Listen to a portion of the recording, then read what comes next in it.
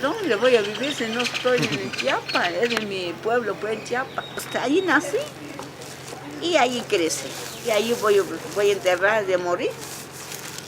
Y allí van creciendo mis hijos, mis hijas, mis nietas, mis pueblos. Sí, aunque morimos, pero lo dejamos en la historia, en la idea, lo dejamos escrito. Sí. Bueno, el supercomandante pues es muy mejor que levantó el pueblo. Sí. Sí, pues es muy importante que levantó el pueblo, clases. Todo quiere, blanco y negro, todo se quiere. Nada más su pensar que no quieren organizar. Vale. Sí.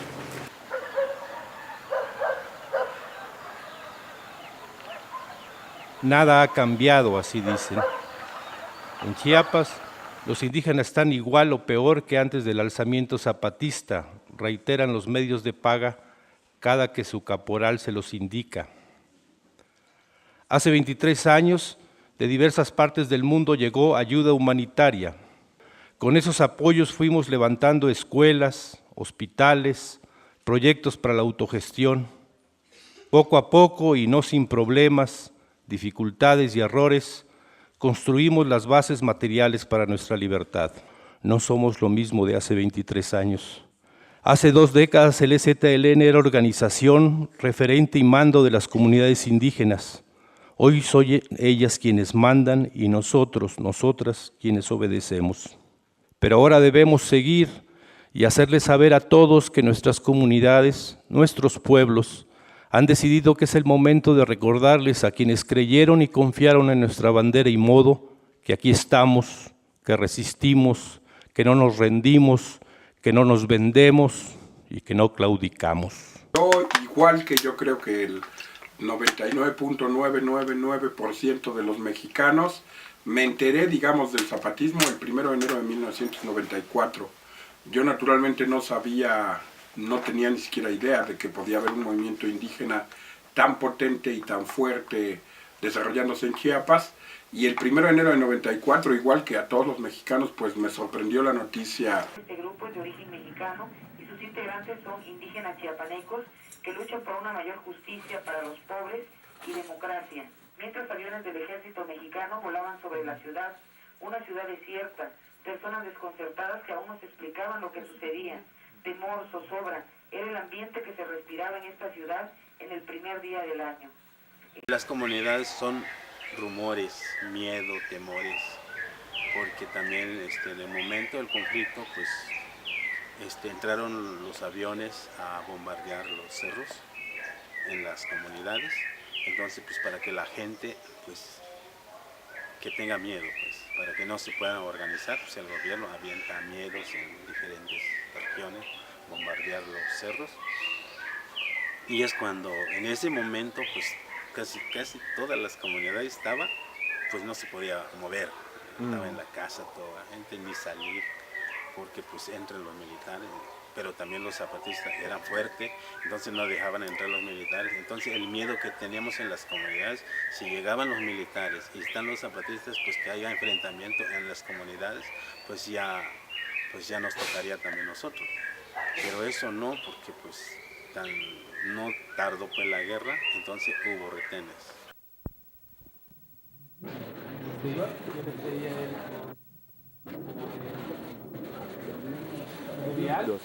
Bueno, nosotros tomamos San Cristóbal, Ocosingo, Altamirano, Margaritas el mismo día. No solo San Cristóbal, que es donde estamos, sino que también se atacaron las otras ciudades al mismo tiempo. Las demandas son las que vienen en la declaración de guerra que expusieron los compañeros, que exigen que el gobierno actual, el gobierno federal, sea depuesto y que se forme otro gobierno de transición que convoque a elecciones libres y democráticas, y que en base a ese gobierno y esas elecciones se resuelvan las necesidades más importantes de los campesinos chiapanecos: tierra, techo, pan, salud, educación, independencia, libertad y la paz, que para ellos ha sido guerra hasta el día de hoy, que ahora van a compartir con ustedes también. Porque hasta hoy la guerra solo era para ellos y la paz era para ustedes. Ahora la guerra va a ser para los dos. El caso que yo te digo pues es que en este estado se mueren 15,000 gentes al año. Es como una guerra. Eso es lo que cobraba la guerra en El Salvador. Pero se mueren de diarrea, de neumonía, de pulmonía, de puras enfermedades curables. De enfermedades que el gobierno dice que ya desaparecieron, como el sarampión y la viruela, se mueren campesinos, pero nadie los apunta. Si un campesino indígena llega con cólera a una clínica de campo, lo corren para que no diga el gobierno que hay cólera en Chiapas. Y todos los muertos pues los ponen que murió de indigestión en lugar de cólera. Pues hacen muchas trampas. Y la gente ya no quiere eso. Pues. Primero que estamos hablando de los más pobres de México y creo que también de los más pobres del mundo. Podemos decir que era un estado finquero, o sea, de terratenientes, con una visión profundamente racista, que tenían peones agrícolas pero casi esclavizados, tenían un proceso de una organización de tiendas de raya, es decir, a los peones agrícolas no les pagaban salarios, sino les daban alimentos o cobijas o cosas así, con lo cual hacía que siempre le debieran al patrón. Lo que están viendo ustedes, un montón de indígenas, un montón de miseria y un montón de ganas de justicia.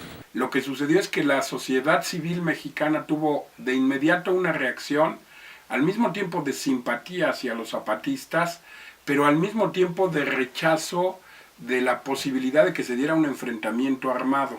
Entonces, el 12 de enero fuimos, yo estuve también en esa manifestación, salimos, digamos, a la calle y marchamos al Zócalo, yo creo que era 1 millón de personas o quizá 1.200.000, para pedir que se parara la guerra, para obligar al gobierno mexicano de Carlos Salinas de Gortari a que parara las acciones armadas y para pedirle al EZLN que no siguiera por el camino, digamos, armado. Los compañeros zapatistas fueron muy sensibles a eso y el 20 de enero decretaron un cese al fuego y propusieron entablar negociaciones. El gobierno de Salinas, que efectivamente estaba en crisis y que no sabía muy bien qué hacer, y que estaba absolutamente deslegitimado a nivel internacional y que estaba muy presionado por la sociedad civil, de inmediato aceptó las negociaciones. Primero usar las armas para hacerse escuchar al intento del diálogo. Entonces eso es el primer gran cambio de un EZ que se preparaba al levantamiento masivo a nivel nacional por la vía violenta y que por la presión de la sociedad civil nacional e internacional dicen, no, por ahí no va, efectivamente vamos a intentar dialogar. Incluso del 94 a finales del 96 con el aparato del Estado. Pero también en esos primeros años se empieza a dialogar con sociedad civil nacional e internacional y esos canales los ha mantenido abiertos hasta la fecha. La lucha zapatista como que se fue debilitando, fueron quitando sus retenes y es cuando los militares paso por paso entraban. Cuando toman la posición a los militares fue en 95. En 1995 es cuando ya entran en las comunidades. Porque ellos entraron, pues, así, con violencia, con amenazas. Y en ese momento nosotros, en 96, 97, 98, éramos fuertes también como promotores. Ya éramos fuertes porque también hicimos muchas denuncias de los militares contra las violencias que hacían en las comunidades. Porque hay mucha gente que los detenían, los golpeaban, hombres a mujeres, entraban en las comunidades señalando a personas, tú fuiste zapatista o tú eres zapatista, entonces acusando de que son zapatistas. Entonces nosotros como promotores fuimos a investigar si no hubo golpe, no hubo lesiones o cuántas detenciones, y ya nosotros llegando ahí nos toman preso también, acusándonos en 3 delitos falsos que me acusaron de secuestro, y ya no me acuerdo. Entonces eso es lo que me ha tocado, pero no solamente eso, porque te digo que desde el 94, desde el 95 hemos venido caminando en el comité, es una larga historia, ¿no? También me han amenazado aquí en Ocosingo, me han perseguido. También me han intentado de matarme en el camino. me iban a machetear, me rompieron la cabeza con una piedra y me dejaron tirado ahí. Y pues primeramente Dios, si nos presta vida, pues seguiremos, ¿no? Seguiremos. Y van a conocer muchas historias de humillaciones, de fracasos secretas para el gobierno, para ustedes, pero verdaderas para ellos.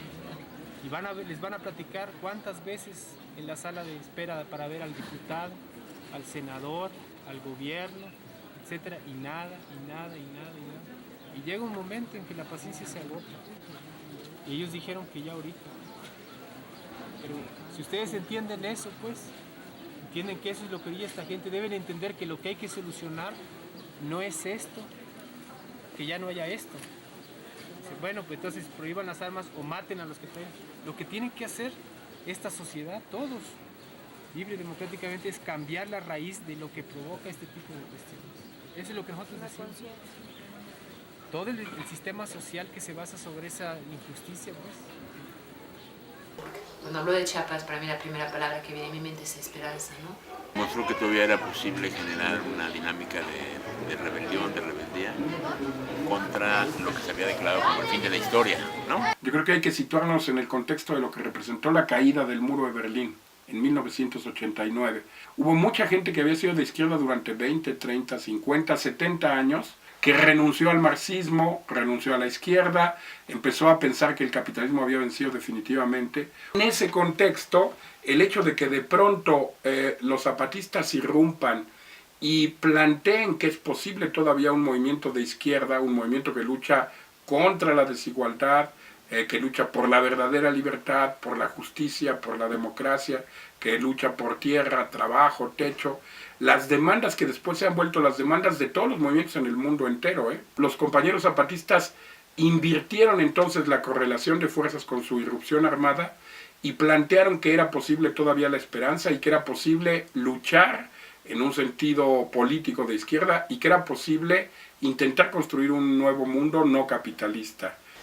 Pero que para mí es un poquito, era muy muy impresionante más en los primeros años con el libro, la película de Harry Potter. Ahí es el espero del Guasán o Guasén, sí, no sé cómo le pusieron en distintos idiomas, cambia, de que ves lo que está más hundido en tu corazón en ese espejo.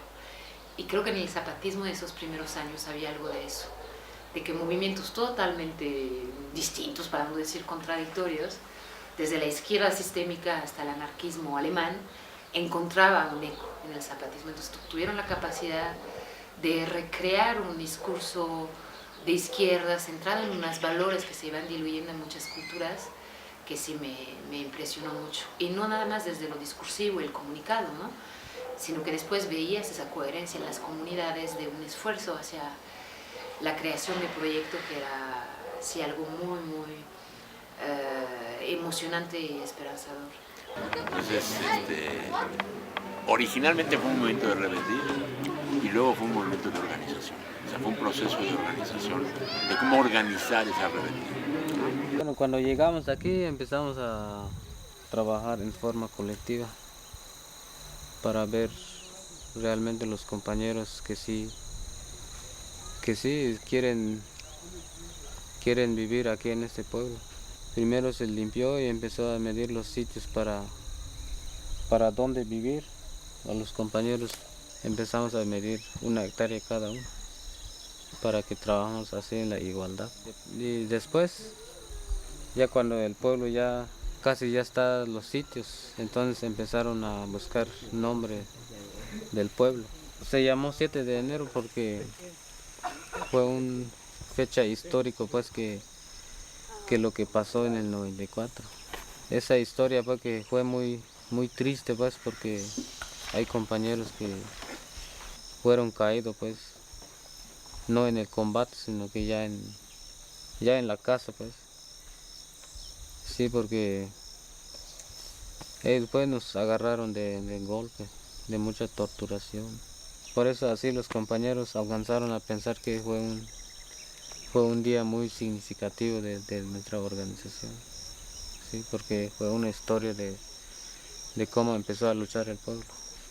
introdujeron un concepto comunitario de trabajo de la tierra, ¿no?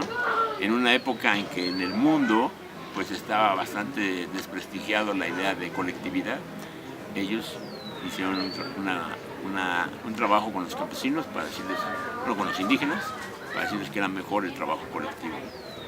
Y eso pues ha generado una situación totalmente diferente.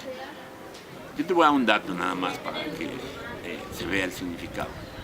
En 94, la primera vez que yo llegué, a mí me impresionaba la estatura tan baja que tenían los compañeros zapatistas, ¿no? O sea, unos 50, unos 48, unos 52, ¿no? Ahora si tú vas a una comunidad zapatista, tú ves gente de unos 75, de unos 80. ¿Por qué? Porque hubo un cambio en la alimentación, ¿no? Igual en el terreno del idioma, ¿no? La inmensa mayoría no hablaba castellano. Ahora la inmensa mayoría habla castellano sin perder su lengua, ¿no? Sin perder el conocimiento de su idioma, ¿no? Y la otra, pues que es clave, que es fundamental, es que cambiaron toda la forma de organización de la labranza de la tierra, ¿no?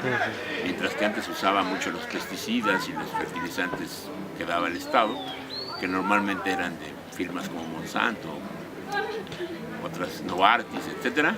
Ahora ellos producen sus propios fertilizantes y todo eso, y eso ha permitido que, a diferencia de lo que pasa en el resto de México, donde sale una cosecha de maíz al año, en lugares importantes de las zonas zapatistas salen 2 cosechas de maíz al año, ¿no? por la modificación que han hecho de ese tipo de productos. Desde un enfoque agroecológico. En ese sentido puedo decir, hace 3 años creo, hubo una plaga para el café que se llamaba la roya y se cayó todo el campo, bueno, toda la parte cafetalera de los Altos, y los zapatistas, como no estaban dependiendo de los pesticidas, lograron preservar una parte de su producción y recuperar muy rápidamente una recuperación de las plantas al no usar pesticida. Porque la respuesta del Estado fue volver a darles matas, digamos, para volver a plantar, pero de plantas que son de otro tipo y de mucho menor calidad.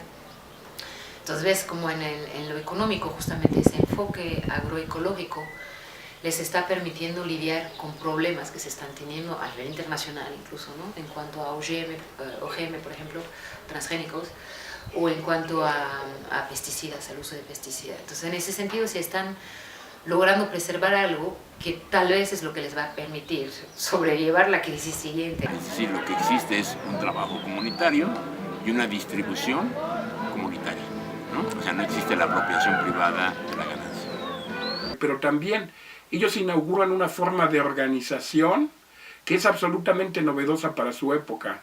Ya no es la vieja estructura piramidal y jerárquica, es una estructura donde la asamblea tiene el papel fundamental y la democracia directa asamblearia es el mecanismo de decisión de lo que hace el movimiento. ¿Y qué sucede en una asamblea, digamos, de los pueblos neozapatistas? De pronto, una gente que es generalmente un hombre viejo, un sabio, un hombre de edad, dice: compañeros, tenemos que discutir el problema de si aceptamos sentarnos a dialogar con el gobierno mexicano o no. Ese es el punto que tenemos que decidir. Vamos a deliberar. Y cuando él dice vamos a deliberar, todos empiezan a hablar al mismo tiempo. Todos.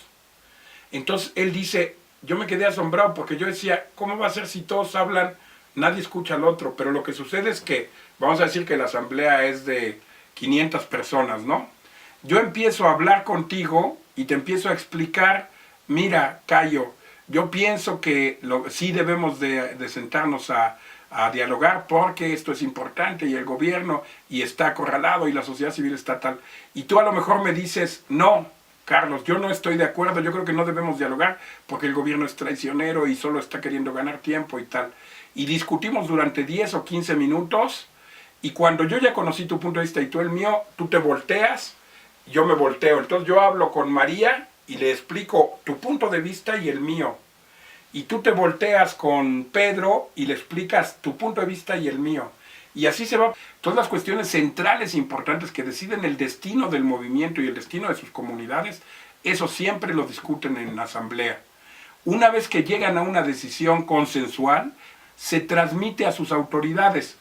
el pueblo manda, como dicen los compañeros, y el gobierno obedece, pero el pueblo manda simplemente quiere decir, el pueblo decide, entonces mandar es simplemente la capacidad de decidir libremente de manera colectiva. Y el gobierno obedece no tiene ese sentido humillante de sobajarse, de someterse, de perder la voluntad propia, sino obedece quiere decir ejecuta. Es el pueblo en asamblea el que decide y es su gobierno elegido por él mismo el que ejecuta. ¿Tú siempre viviste acá en Chiapas? Siempre. ¿Dónde voy a vivir si no estoy en Chiapas? Es de mi pueblo, pues en Chiapas. Cuando tú eras niña, ¿era muy distinto Chiapas o no? Bueno, son distintos Chiapas, son varios Chiapas, ¿sí? Comunidades, Chicamucelo, frontera con Alapa, Ocosingo, San Sebastián, Bachojón. Pero tú vivió... Ya estamos luchando, 14 camiones llegamos allí para defender, porque como el partido, como se diría, le están vendiendo el agua, porque como le están mirando por el dinero, mejor que vamos a ir allí. Y ya estamos organizados, que no estamos organizados ni conocemos dónde vamos. Pues la lucha social y que escuche la voz, los grandes empresarios que estamos organizados. ¿Sí? Nosotros somos mujeres que dan la fuerza, cuidar, a ver dónde, aunque lo que pasa, pues nosotros estamos